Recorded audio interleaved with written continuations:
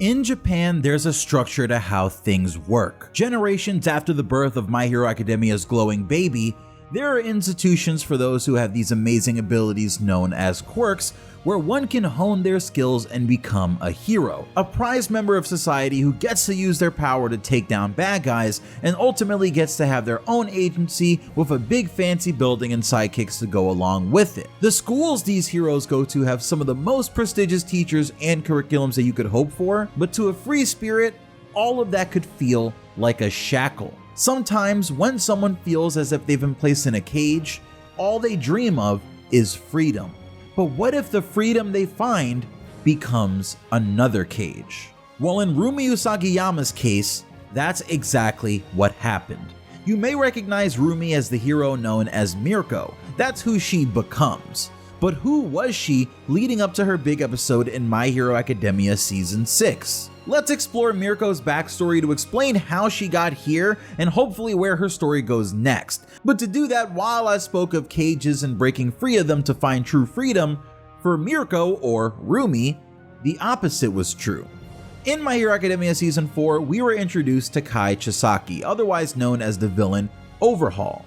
Overhaul assembled his crew over the course of years, but one of his strongest members was a man named Kendo Rappa.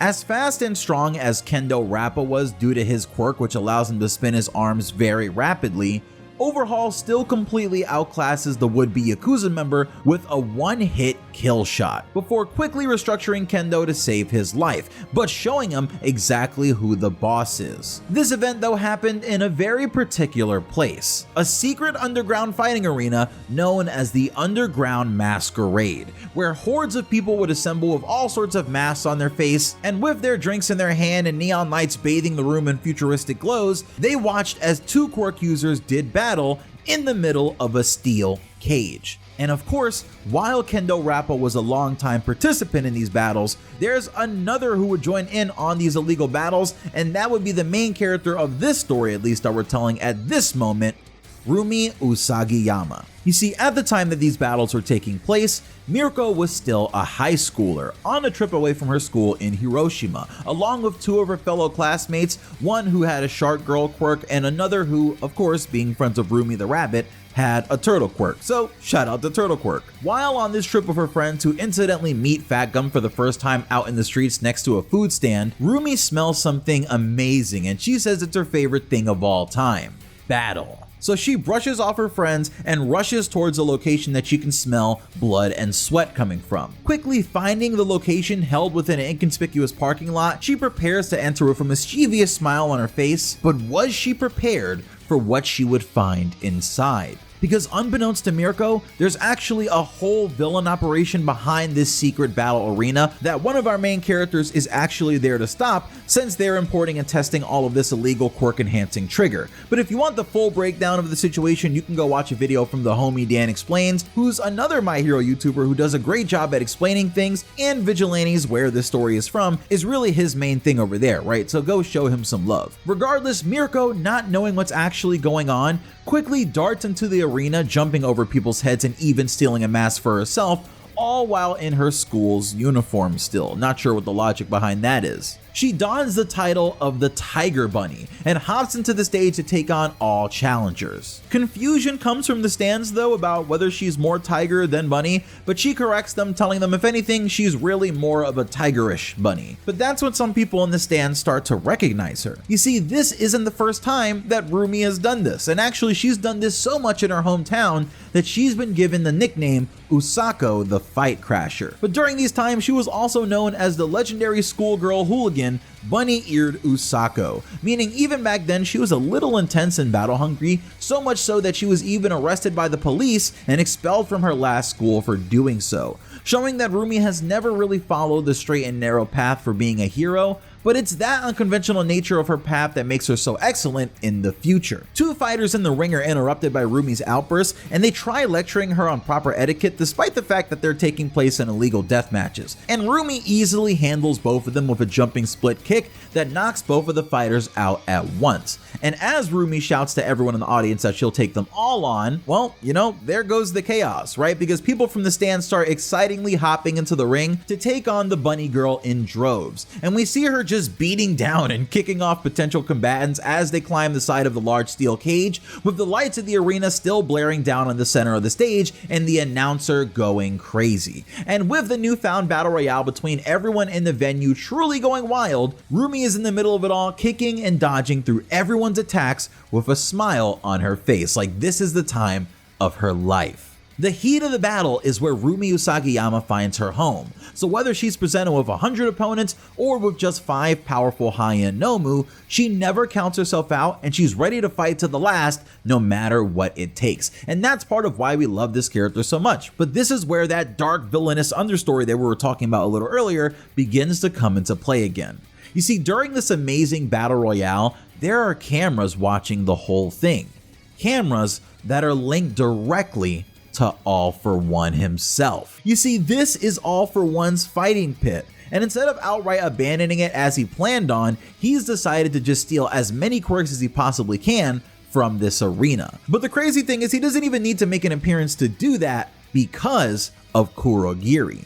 You see, the room starts to fill with smoke, and this smoke isn't just some knockout gas, it's actually a smoke that makes a quirk user's quirk rampage and surge in power. A quirk that you might have seen used in My Hero Academia Movie 3 by Fleckturn's group Humorize to attack several population centers with large quantities of quirk users to end quirks once and for all. Here I'm sure not only is All For One using it to cause a distraction, but also these rampaging quirks to him I'm sure are examples of the quirk at their highest potential and at their biggest output. So it's a good method for seeing what you're getting as you shop around more or less, essentially being All For One's version of window shopping. But during the chaos we see a small portal starting to form behind Rumi, who's distracted from all of the madness below.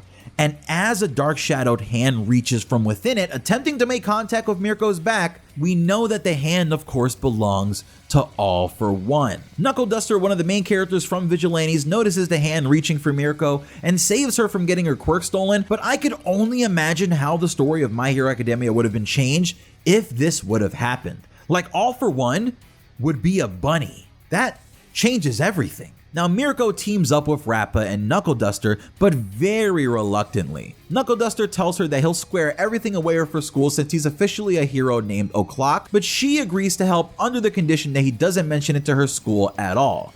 Meanwhile, Rappa kind of looks at Mirko and wonders what the world is coming to. You're gonna be a hero? If someone as notorious as Usako the Hooligan can just start calling themselves a hero, then what hope does the world really have, is more or less his way of seeing things. But Rumi says that she has the most important quality for being a hero, and this is where normally you'd expect some sort of deep inspirational quote from heroes in My Hero Academia, but no, she just says it's kick power. Since in Mirko's mind, as long as you can defeat the villain in front of you, everything can be figured out later. The job sort of just needs to get done, and de-escalating the situation by quickly bringing it to a close without the loss of life if possible is the way she seems to handle things, which we even get from her reasoning that a kick is 5 times stronger than a punch, so by kicking people in the head and knocking them out quickly, she reasons that she's got all she needs. But then Rappa makes a sly comment about how jumping around and kicking people is for girls, and Mirko snaps back with that same mischievous battle smile that she had on before, saying, "I'm a girl."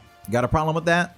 Rumi begins attacking the rampaging quirk users while Knuckle Duster, or I guess KD or O'Clock, let's just go with KD, takes out the camera, stopping All For One from stealing their quirks using Kurogiri. But that is when Mirko and Rappa come up against All For One's backup plan. A character that we've already met before in My Hero Academia Season 4, but this time in his earlier stages.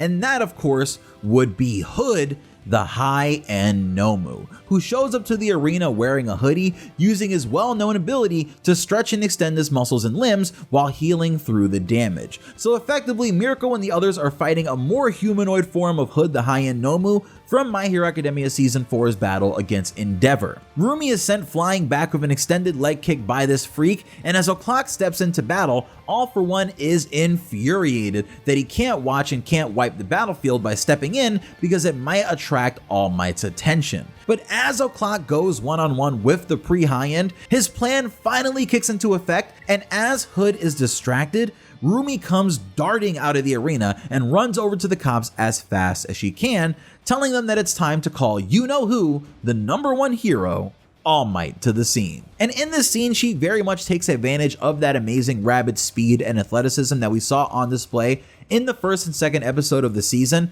but despite the fact that she's free of the building, Mirko's battle isn't over yet. Flooding from the parking lot come a horde of trigger smoke-enhanced rampaging quirk users, and Mirko has to jump into action to protect the civilians practically all by herself, along with Fat Gum, who's in a skinny form, making him essentially useless. So I like how despite being way out of her depth in a battle against All For One's organization in the shadows, Rumi continues to press on.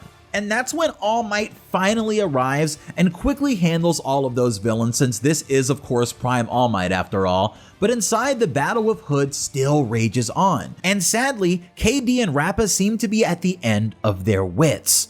Hood grabs part of the steel cage and nearly uses it to crush KD and Rappa, but Usako the Fight Crasher crashes the fight with a flying kick, screaming, "Did someone order a good kicking?" Saving the pair and not wanting to be any sort of damsel in distress or girl on the sidelines herself, Rumi throws her mask back on and says she's here to kick Hood's butt. And despite O'Clock's warning that she can't match up to the villain and needs to back off, she says screw that, because she's a hero in training, so she can't turn tail and run when there's a villain begging for a beating. And incidentally, the few seconds that Rumi bought the group against the opponent was just enough to buy All Might time to make it into the room, meaning All For One couldn't teleport in and just grab everyone before leaving in a rush. And instead, all he could do is just have Kurogiri teleport Hood back to himself as All Might arrives on the scene, with just Rumi there to tell him that the villain got away. At the end of the day, Rumi walks away from the situation and meets up with KD and Rappa, who tell her that she might be able to get some money from the cops if O'Clock puts her in his official hero report of what happened here.